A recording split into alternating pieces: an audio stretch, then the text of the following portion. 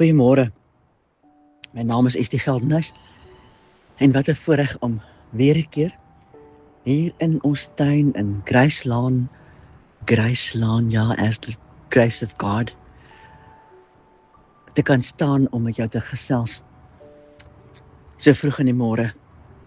En ja, elke keer wanneer ek kom sit om my voor te berei vir die volgende aanbieding op 'n Woensdagoggend, dan bid ek, Vader, is die volgende psalm regtig dit wat ek moet hanteer? En elke week is dit so. Daar is nog nie een psalm wat Vader wou oorslaan nie. Vandag dus Psalm 12. Hoewel ek dit in Afrikaans lees op eSword, is daar 'n aanhaling in Engels bygevoeg by die naam van die psalm. The faithful have vanished. O aarde, stop gou. Dink.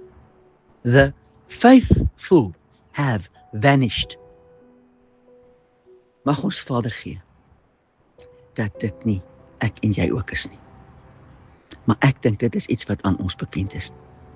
Genigtig ek lyk die wêreld waarin ons leef. Daar is net soveel wat verkeerd is, wat verkeerd loop, wat selfs met negatiewe bedoelinge beplan word. En ook hierin is waarlik niks nuut onder die son nie. Koning Dawid het dit ook beleef. En ek wil nou eers vra, Vader, dankie.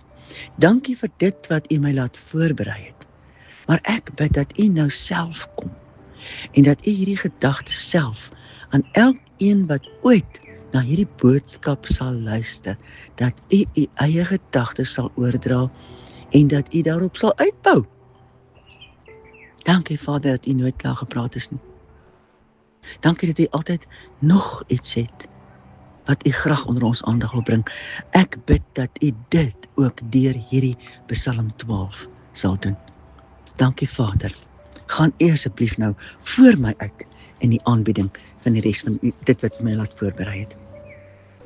Ek lees graag Psalm 12 vers 1 vir die musiekleier nogals met basstem, 'n psalm van Dawid. Basstem. Asof die donker dreun van die basklanke uiting gee aan wat hy beleef in sy hart. Dan vra koning Dawid, dis vers 2, red, o Here, want daar is geen vrome meer nie, want die getroues het verdwyn onder die mensekinders. Kom ons stop dit gou daar. Waar staan ek en jy?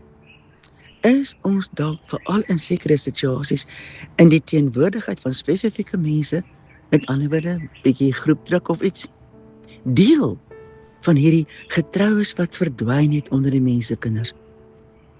Kan ek en jy regtig getuig dat ons in alle situasies, natuurlik onder leiding van Heilige Gees en slegs op sy inspraak, bereid is om gewoon te staan in waarheid, vir goddelike waarheid? Of krimp ons ook soms so bietjie ineen en bid net om asseblief bietjie onsigbaar te word, omdat ons nie kans sien om te staan vir waarheid nie? Waar staan ek en jy? Koning Dawid verduidelik verder hoe hy hierdie onaangename mense beleef. Gaan dink asseblief self mooi oor alles wat koning Dawid hier lys. Is ek en jy net dalk, tot selfs 'n geringe mate, self skuldig aan dit wat hier genoem word? Ek lees verder van vers 3 af. Koning Dawid verduidelik hoe hy hierdie mense sien. Hulle praat leuns, die een met die ander. Met vleiende lippe spreek hulle dubbelhartig. En ek dink die grootste aanklag lê hier teen dubbelhartig. Een oomblik sis, ander oomblik so. Vers 4. Mag die Here al die vleiende lippe uitroei. Die tong wat groot praat, hulle wat sê, met ons tong is ons sterk, ons lippe is met ons. Wie is Heer oor ons? En dan kom daar weer 'n draaipunt, vers 6. Oor die verdrukking van die ellendiges, oor die gesug van die behoeftiges, sal ek nou opstaan, sê die Here. Ek sal hom in veiligheid stel wat daarna smag. Stop met gou en dink dit by jouself. Ons Vader wat alles weet, wat alles sien regtig alles. Hy sien elkeen wat ander mense te nakom, wat vals is, wat nie eerlik is nie. En as dit ek en jy is wat so is, hy sien ons. Maar is dit nie wonderbaar? Die woorde van God self. Hy kan nie toesien dat sy geliefdes verdruk word nie. Hy staan op in hulle midde. Die lewende God staan self op in my en jou midde. Dit is wie hy is.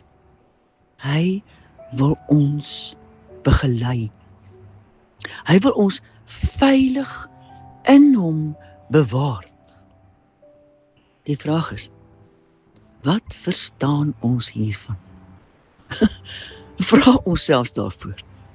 Roep ons uit na hom om juist te kom staan as ons beskermer. En hierdie uitnodiging kom nie slegs waar daar een of ander groot oorlog broei nie, nee. Dit gaan juis oor hierdie klein oomblikke van twyfel. Hoe meer twyfel die vyand ons in die geringe kan laat beleef, hoe groter die kans dat ons uiteindelik geheel en al die bus van vertroue in ons Vader sommer net verpas. Ons moet oefen om ons Vader God in elke klein oomblik te ken en te vertrou, sodat ons hom daarin kan verwag. Hoor mooi, ons moet oefen om ons Vader God in elke klein oomblik te ken, sodat ons hom kan vertrou. En omdat ons hom vertrou, sal ons leer om hom te verwag en nie die negatiewe nie. Psalm 12 vers 7 en 8.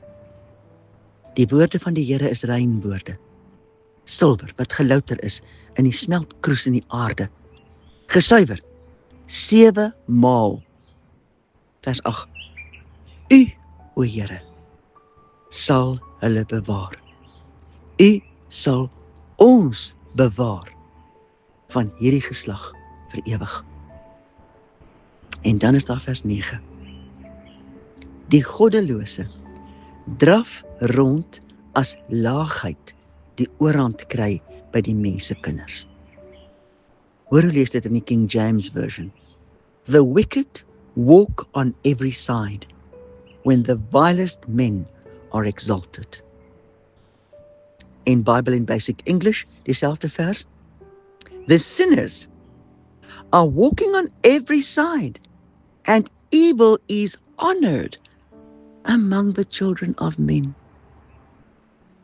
Dit wat die wêreld as reg beskou, mag nooit ons norm word of wees nie. Vader, wees ons genadig. In die naam van Yeshua bid ek, Vader, wees ons genadig. Mag ons van ons kant af waarlik getrouheid oefen daarin om u op te soek, om tyd alleen met u en u woord deur te bring, om u te verwag. Dankie Vader, dat u nooit ons verwagting in u sal teleurstel nie. U kan nie, want u is ons liefdevolle Vader.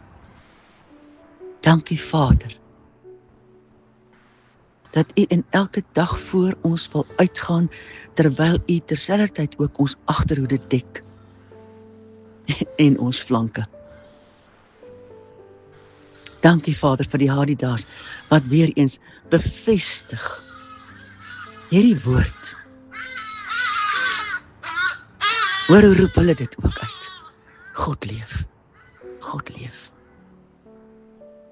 Dankie Vader, dat ons kan uitroep, my God leef. En U weet alles van my. Vader, ek begeer om U op te soek in elke klein oomblik, nie net vroeg in die môre of wanneer ook al nie, maar deur die dag mag ons U opsoek deur die dag en wag op U unction. Van hoe U wil dat ons sal optree, wat U wil dat ons sal antwoord of nie antwoord nie. En veral dat U sal waak oor ons gesindheid.